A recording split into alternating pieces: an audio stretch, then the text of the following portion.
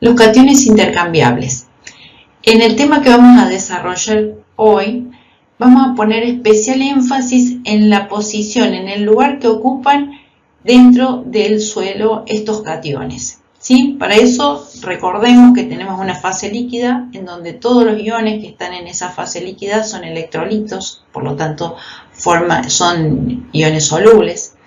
Tenemos una fase sólida en donde podrá haber sales precipitadas, donde podrá haber minerales de arcilla, y los iones o cationes que están en ellos tendrán un rol particular. Los que nos interesan hoy son los que se encuentran neutralizando las cargas eléctricas de los coloides del suelo, por lo tanto concentrados en la interfaz sólido-líquido. Los llamamos cationes absorbidos y de esos son los que vamos a... En clases previas ya hablamos de un grupo de componentes del suelo que son los coloides, que generan cargas, y estas cargas, debido a su pequeño tamaño, se manifiestan en las interfaces y los llamamos fenómenos de superficie. También podemos repasar rápidamente la importancia que tienen estos fenómenos de superficie en el desarrollo de las plantas, dado que permiten generar un ambiente donde el agua quede retenida, donde hay nutrientes disponibles rápidamente y también una reserva de nutrientes, donde se generan partículas secundarias o agregados que permiten una buena distribución entre el agua y el aire. Bien, estos fenómenos de superficie permiten o dan lugar a lo que llamamos reacciones de intercambio cuando nos referimos concretamente a los cationes intercambiables, esos cationes que van a neutralizar las cargas del suelo. Bien, previamente conversamos sobre cómo se produce la distribución de los iones en la proximidad de la partícula, que predominantemente van a ser las cargas opuestas o contraiones, y a medida que se va cayendo el potencial, que va decreciendo el potencial eléctrico de la partícula, se va recuperando la distribución de los iones. Hasta ahora hemos hablado de esto como una cuestión general para cualquier catión. Sin embargo, nos vamos a encontrar que no todos los cationes tienen las mismas posibilidades de ser absorbidos. Cuando analizamos qué porcentaje de la capacidad de intercambio catiónica de un suelo es neutralizada por distintas bases o distintos cationes, vemos que calcio es el catión predominante, seguido por magnesio, potasio y finalmente el sodio. Incluso podemos hablar de lo que llamamos una serie de afinidad, y vemos que a medida que va aumentando la valencia, va aumentando la afinidad. Como pueden ver en el cuadro superior, va desde un sodio con la mínima afinidad hasta aluminio, que es el de la máxima afinidad. Incluso cuando se analizan suelos que provienen de muy distintos materiales, se ve que esta secuencia se mantiene, es decir, la composición de la roca madre es menos relevante que esta cuestión físico-química. La selectividad catiónica la podemos explicar a partir de la ley de Coulomb. La ley de Coulomb establece que la energía de atracción o energía de ligadura, también la sabemos llamar nosotros, es proporcional a las cargas e inversamente proporcional al cuadrado de la distancia entre ambas. En términos de cationes intercambiables y coloides, ¿qué quiere decir esto? Q, tomemos, es el coloide, Q' es el catión. Si el catión es divalente, va a tener más energía de ligadura que si es monovalente. Y lo mismo si es un trivalente, mayor que el divalente. Por otra parte, si ambos tienen la misma carga, por ejemplo, los dos son monovalentes, lo que va a afectar la energía de ligadura es la distancia. Cuanto mayor sea la distancia, menor será la energía. Eso nos permite explicar la serie eleotrópica que vimos recién. Estos cationes absorbidos tienen la capacidad de intercambiarse con cationes de otras superficies o de raíces o de la solución. Si a esto lo formulamos como una reacción, hablamos de las reacciones de intercambio. Las particularidades de las reacciones de intercambio es que son reversibles, rápidas, instantáneas, estequiométricas, es decir, desde el punto de vista de carga, lo que se intercambia es un número determinado de cargas que entran y ese mismo número de cargas sale, por lo cual, si lo miramos en términos de peso atómico del elemento, tendremos que tener en cuenta con cuál valencia está trabajando y en función de eso saber qué masa tiene esa carga que entra y sale. Se cumple la ley de masas, es decir, al llegar al equilibrio, el producto de la concentración de los productos dividido el producto de la concentración de los reactantes es o debiera ser una constante. Y una particularidad que veremos más adelante es que se manifiesta el efecto de dilución debido a la valencia del ion.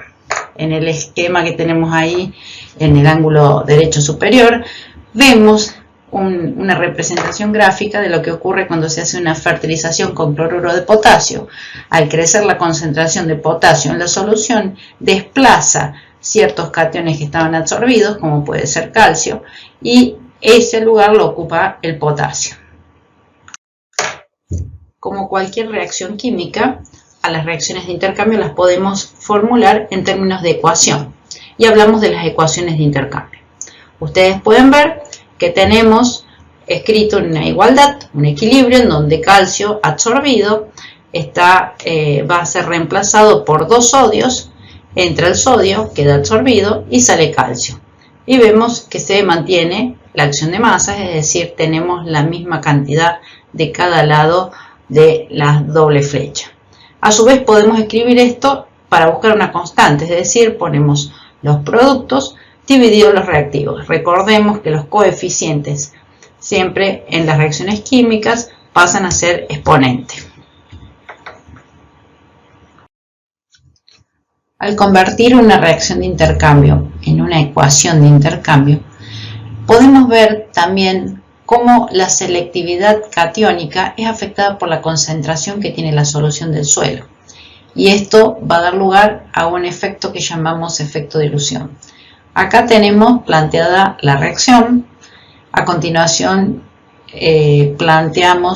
reformulamos esta ecuación en términos de productos respecto reactivos y obtenemos una constante de disociación sería. Y después reordenamos esa igualdad de manera tal que de un lado de la igualdad nos quedan los iones que están en el complejo de intercambio absorbidos y del otro lado nos quedan los iones en la solución multiplicados por la constante de disociación. Si nosotros nos basamos en lo que nos dijo Coulomb, sabemos ya que del lado izquierdo de la igualdad el valor tiene que ser menor que 1. Es decir, Coulomb ya nos dijo, calcio es preferentemente absorbido sobre amonio. Hay selectividad catiónica a favor del calcio respecto del amonio. Entonces sabemos que ese valor va a ser menor que 1. Pero, por otro lado, el efecto de las ecuaciones de equilibrio fueron estudiadas por diversos científicos. Uno de ellos fue Gapon, que estudió las relaciones entre mono y divalente cuando analizaba en qué proporción va a quedar retenido un mono respecto de un divalente en función de la concentración externa. Así, él obtuvo un valor empírico, que lo conocemos como K sub G, que toma valores entre 1 por 10 a la menos 2 y 1,5 por 10 a la menos 2 litros por milimol. Y analizó, observó y empíricamente llegó a que esto se repite o se cumple en un amplio rango de valores de sodio intercambiable. Bien, ahora ya estamos en condiciones de reunir la ecuación de Gapon y la selectividad catiónica para analizar este fenómeno conocido como efecto dilución. Acá tenemos escrita la ecuación de Gapon, en donde vinculamos sodio y calcio y queremos analizar si la cantidad que va a quedar absorbida de sodio y calcio va a ser controlada solamente por la carga o por algo más. Entonces hacemos este pequeño ejercicio. Partimos de concentraciones iguales de sodio y de calcio, 512, la diluimos 4 veces, 128, la volvemos a dividir 4 veces y nos queda una concentración de 32. Cuando estos valores, 512, 128 y 32, los incorporamos en el cálculo de relaciones de sodio y calcio en solución, nos van a quedar estos valores, 32, 16 y 8. Si a estos valores los multiplicamos, por ejemplo, por un coeficiente de Gapón de 0,01, vamos a llegar a la conclusión de que en el sistema más concentrado, por cada calcio absorbido, va a haber 0,32 sodios absorbidos. En cambio, cuando el sistema tuvo una concentración intermedia, la proporción de sodio absorbido por cada calcio va a ser de 0,16, y cuando el sistema está muy diluido, 32 veces, 4 veces más, vamos a tener por cada calcio absorbido 0,08 sodio. ¿Qué queremos decir con esto? Que siempre calcio va a predominar sobre sodio en el complejo de intercambio, pero no es lo mismo que la participación de sodio sea de un 8% o de un 32%. Eso lo vamos a recordar cuando estudiemos los suelos salinos y sódicos. Entonces, en síntesis, referido al efecto de dilución, podemos decir que la selectividad a favor del catión polivalente se mantiene en todo rango de concentraciones. Que la máxima selectividad, es decir, a favor de un aluminio o de un calcio, se manifiesta cuanto más diluido es el sistema. Recordemos que el factor de actividad tiende a 1 en esa situación y actividad es casi igual a concentración. Tercero, cuando aumenta la concentración iónica que rodea el alcaloide, empieza a reducirse la selectividad por aquello que dijimos que perdían actividad más los divalentes que los monovalentes. Y la selectividad, quienes por lo tanto van a perder más selectividad, van a ser los divalentes respecto a los monovalentes. Esto que les agrego acá es para también recordar que la fuerza iónica modifica las actividades iónicas en forma no proporcional a la carga del catión y que la actividad de los divalentes disminuye más que la actividad de los monovalentes cuando aumenta la concentración total.